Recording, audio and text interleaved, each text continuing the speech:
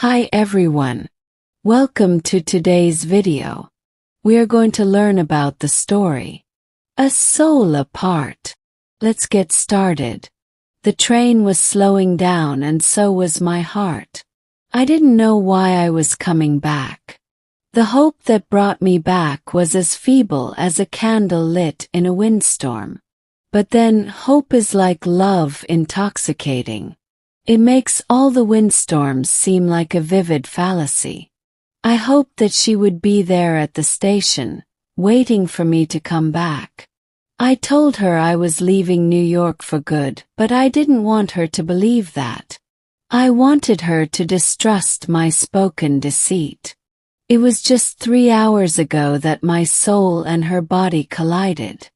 I was too tired living with her breathing flesh and wanted to respire with her soul for some unfathomed moments.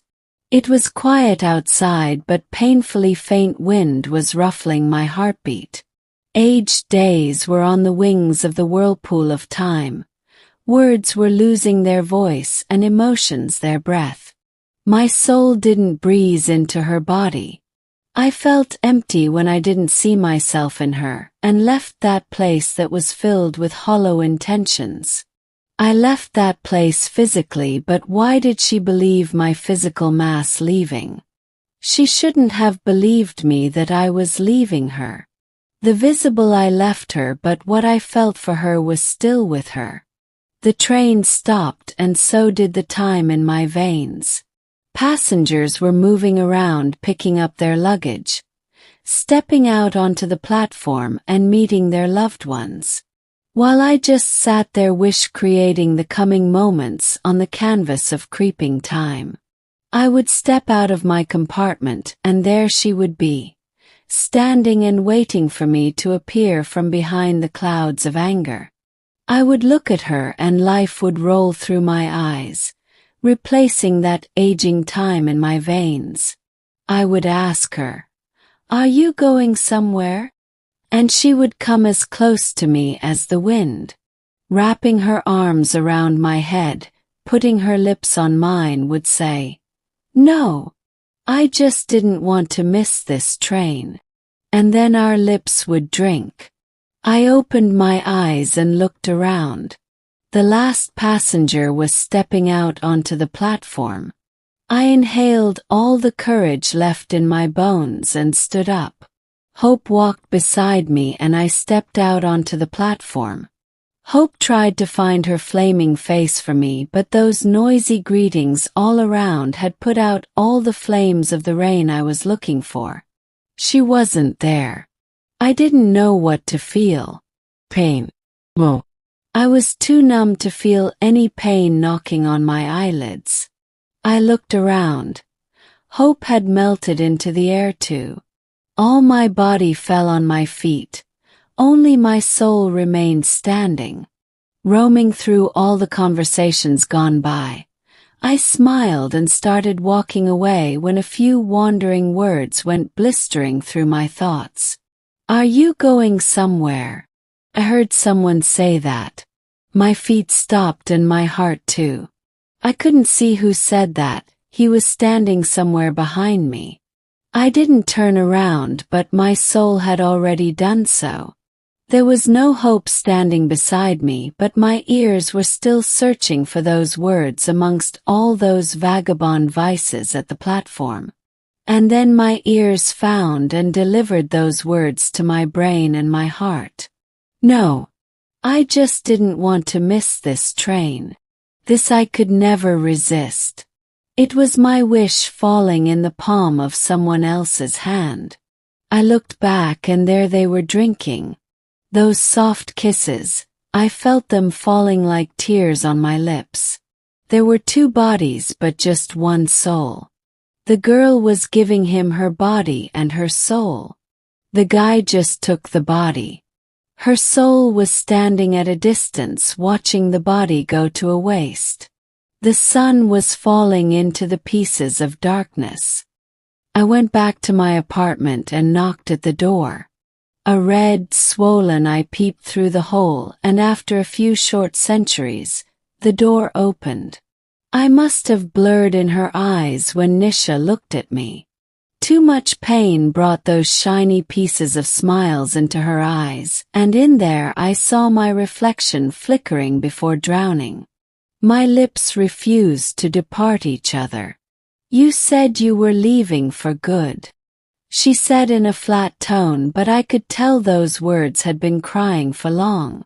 And I thought you didn't believe me, I said while looking around for hope. It was standing beside Nisha at that moment. She sat down on the couch and looked at me. Your words always decide for me when to believe you. I should be careful in choosing my words then, I guess. I spoke unintentionally. I'll never again ask you to marry me. Silence inside me broke into pain when she said that. I didn't know what to say. I answered her in silence and went to sleep in her hair. In the morning, the sun entered the room and showed me her face. She was still asleep. There were stories of fate written on her forehead, songs of passion on her lips, and dreams of love tightly held in her closed eyes. She was beautiful. My body could live with her till it breathed. But my soul, I wasn't sure about that. I could see her passion, but she never lived with mine. I had dreams of a world far away. She never accompanied me to that place. I had desires of my soul, she never touched them. My body, while it was time-bound, could live with her forever. And my soul, which could stay forever, was suffocating to extinction. We both went to work, and the day began like any other. All day long, I had been thinking of a way to convince myself to marry her. I could find no reason for not marrying her but my soul. Our bodies would have met, but our souls were not meant for each other. My soul was not like hers. I loved painful romances, melancholic yet beautiful whispers and silent stares in the middle of a conversation. My soul was not like hers. It was a soul apart. At 5 o'clock I went out of the office.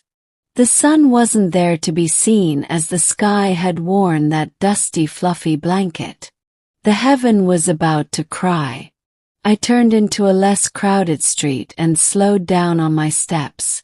There was a solitary bench on the sidewalk and I sat down there to give it company. It started raining. I put my elbows on my knees, looked down at my feet and started thinking. Nisha would leave her office and would drive through this street. She would stop her car, open the door and get out in the rain. Facing up towards the raining sky, closing her eyes, she would take a deep breath and there I would see her soul. And her soul would talk to me. Hope sat beside me. I lifted my head up and looked around. There was nothing but air dripping its sadness. Then I heard the roar of a car. I looked at my left. It wasn't Nisha's car. I closed my eyes and faced them towards the sky. The car went past me and stopped. Raindrops knocked at my eyes and I looked at my right. The car door opened and a wave of dry fragrance tore apart the rain. It was her. The girl at the railway station. She stood there for a while, then closed her eyes, facing towards the heavens. She took a deep breath and there I saw her soul again. She stayed there frozen in time and I kept looking at her. She felt my eyes and looked at me in return. She filled her lips with a smile and walked towards me. Rain slowed down. Rain is the only thing that can touch you inside.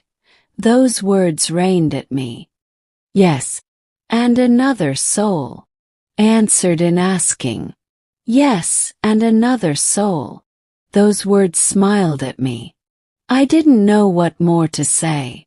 She stood there for a while hoping I would say something, but my thoughts were so pure at that moment that no words polluted them. Failing to hear the voices of my thoughts, She walked back and drove away in her car. Rain stopped, and a dripping sun jumped up a little to show its helpless face before falling down. I started walking home. Nisha wasn't waiting for me. She was lying on the couch reading a book, and I was neither of them. I sat down on the floor beside the couch and put my face on her feet. She put the book aside and looked at me. I looked into her sleepy eyes and whispered, "Keep reading." The sky outside had spread that glittering bed sheet of night with a big white hole in it. The book was hugging, kissing her chin, and her eyes had fallen asleep. I stood up and walked towards the window. A full moon was hanging from the dark ceiling along with a handful of stars. I stood there staring at that empty beauty. It was so quiet that I could still hear the footsteps of breeze that drove the clouds away. And then I felt two hands entering through my arms and rolling on my chest, and cheeks sitting on my shoulder. I put my face on her head and smelled that intoxicating fragrance of her hair. "You don't have to marry me, just love me." I felt a warm drop of fire melting on my shoulder. Her eyes were spreading those melted smiles onto my shirt.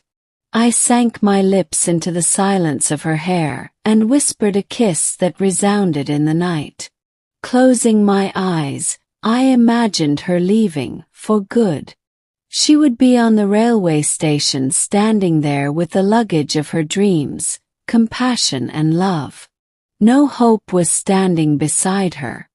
She would look around to find it, and then falling in her quest, she would pick up her luggage and step into the train. I opened my eyes. She was still breathing her hope onto me. Next morning, instead of going to the office, I went to the railway station. I walked around the platform for a while looking for that wish I created. And then I found her. She was standing there with the luggage of her dreams, compassion and love. She was alone. Her guy wasn't there with her. She was looking around to find some pouring stars in the air, but the air was all alone. She looked down, picked up her luggage and stepped into the train. She hadn't entered into her compartment when I threw some raindrops at her. "Rain is the only thing that can touch you inside," you said. She stopped there in the door and looked back. "Yes, and another soul." "Yes, and another soul," I echoed her. She stopped there for a while waiting for me to say something. I gathered enough pain in my heart that its heartbeat came out in words. "I see your soul. It's alone." She looked at me, and I saw hope appearing and standing beside her. "Yes, I came here to find one but only found bodies," she said. I stared through her heart and she saw my soul. Broken pieces of frozen smiles started melting in her eyes too. "But now I see another soul," she finally saw it. I stepped closer to her. She felt my soul and asked me, "Are you going somewhere?" I opened my eyes wider to adjust a few smiles. "No. I just didn't want to miss this train. Take my soul with you." And those smiles fell out of her eyes. The sun was shining on every piece of fallen smiles. I went back home.